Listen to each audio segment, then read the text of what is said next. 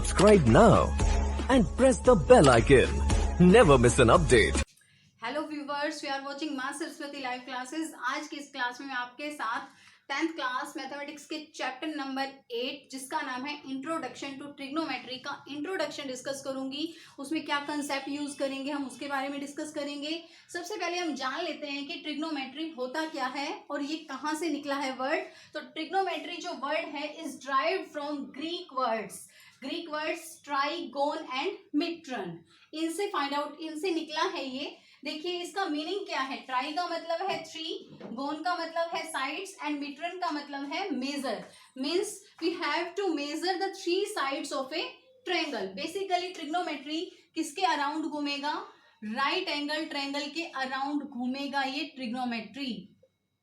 देखिए ये मैंने एक राइट एंगल ट्रायंगल बना दी है ABC, in which angle B is 90 degree. Right angle triangle में एक एंगल 90 डिग्री का होता है, वही ट्रायंगल हमारी राइट एंगल ट्रायंगल होती है, वही 3 साइड्स हैं। तो ठीक है, तो ट्रिग्नोमेट्री का मीनिंग हमें पता चल गया कि कैसे ड्राइव्ड हुआ है।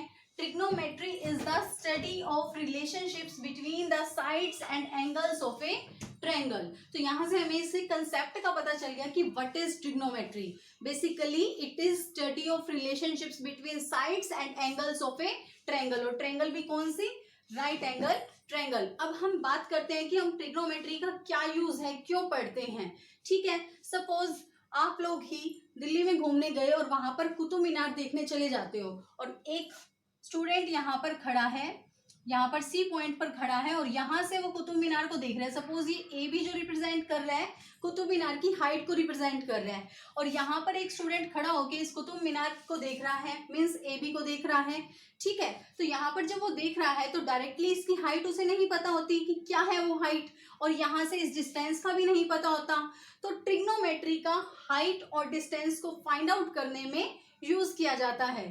ठीक है, सो स्टूडेंट्स इस चैप्टर में हम जो जो पॉइंट सीखेंगे उनमें सबसे पहला पॉइंट है ट्रिग्नोमेट्रिक रेशियोज।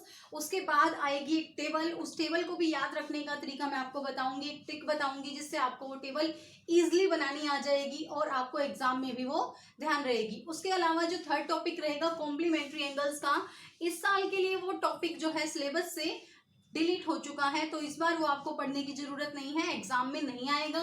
और उसके बाद ट्रिग्नोमेट्रिक आइडेंटिटीज जो लास्ट टॉपिक है वो हम डिस्कस करेंगे इस चैप्टर में। तो सबसे पहले हम देखते हैं ट्रिग्नोमेट्रिक रेशियोज। ट्रिग्नोमेट्रिक रेशियोज जो होते हैं हमारे 6 रेशियोज होते हैं, sine theta, cos theta, tangent theta, cosecant theta, secant theta and cotangent theta. तो ये हम कैसे ड्राइव करेंगे, हम कैसे इन्हें निकालेंगे और कैसे याद रख सकेंगे, बिल्कुल भी आपको रट्टा लगाने की जरूरत नहीं है। मैंने आपको बताया कि जो ट्रिग्नोमेट्री है वो राइट एंगल ट्रायंगल के इर्द गिर्द घूमती है।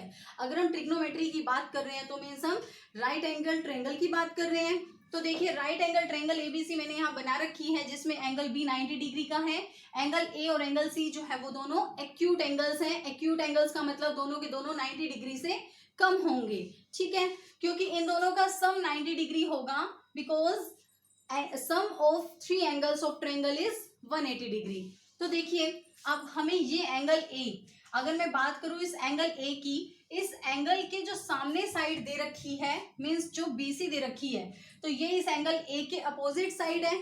तो अपोजिट साइड का मतलब परपेंडिकुलर हमारा जो होगा, अगर एंगल A की मैं बात करूं तो परपेंडिकुलर यहाँ पर BC होगा।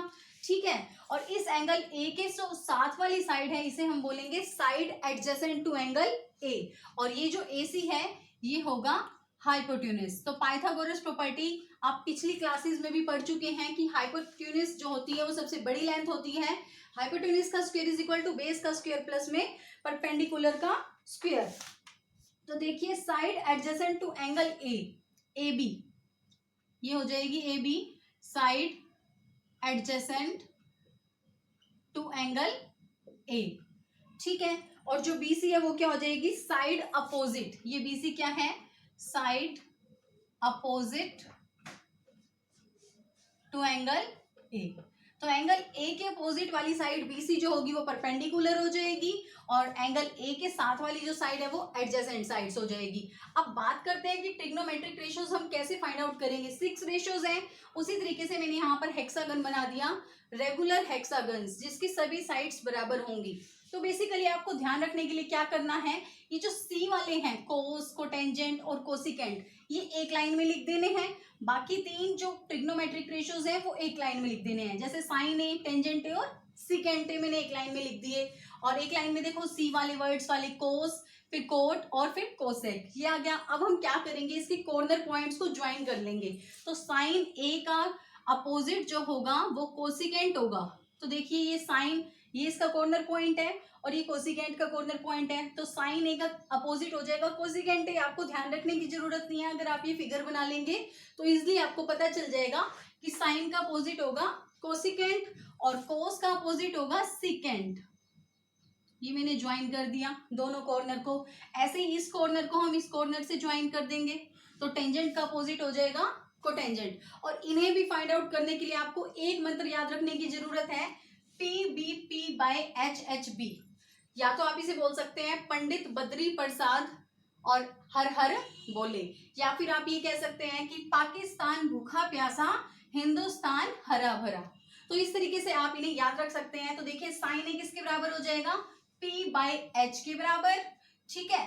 नेक्स्ट आपका कोस ए हो जाएगा, तो कोस ए हो जाएगा B बाय H के बराबर, means perpendicular by hypotenuse, base by hypotenuse, और टेंजेंट ए हो जाएगा P by B, perpendicular by base. तो अब साइन का उल्टा मैंने आपको बताया, देखिए इस कॉर्नर पॉइंट को इससे ज्वाइन करेंगे कोसिकेंट, तो इसका उल्टा है ये, तो H बाय P। ऐसे ही कोस ए का उल्टा हो जाएगा सेक ए, तो सेक ए क्या हो जाएगा H बाय B। और ऐसे ही टेंजेंट ए का उल्टा, टेंजेंट ए का उल्टा है cotangent A, which is equal to base by perpendicular. तो इस तरीके से ट्रिग्नोमेट्रिक रेशियोज आपको ध्यान रहेंगे और आपकी हेल्प हो जाएगी एक्सरसाइज सॉल्व करने में। सो स्टूडेंट्स, नेक्स्ट टॉपिक रहेगा जो टेबल है 8.1 ऑन पेज नंबर 185 पर, कि साइन 0 डिग्री की वैल्यू 0 होती है, साइन 30 डिग्री की वैल्यू 1/2 होती है। तो उस टेबल को भी ध्यान रखने के लिए एक ट्रिक मैं आपको नेक्स्ट वीडियो में बताऊंगी कि किस तरीके से आपको वो टेबल याद रह जाए और आप पेपर में भी उसे बना लें, ठीक है। तो अभी उसे इस वीडियो में मैं डिस्कस नहीं कर रही हूँ। नेक्स्ट टॉपिक रहेगा ट्रिग्नोमेट्रिक आइडेंटिटीज और कॉम्प्लीमेंट्री एंगल्स इस बार सिलेबस में नहीं आना, तो इसलिए उसे भी डिस्कस में नहीं कर रही हूँ।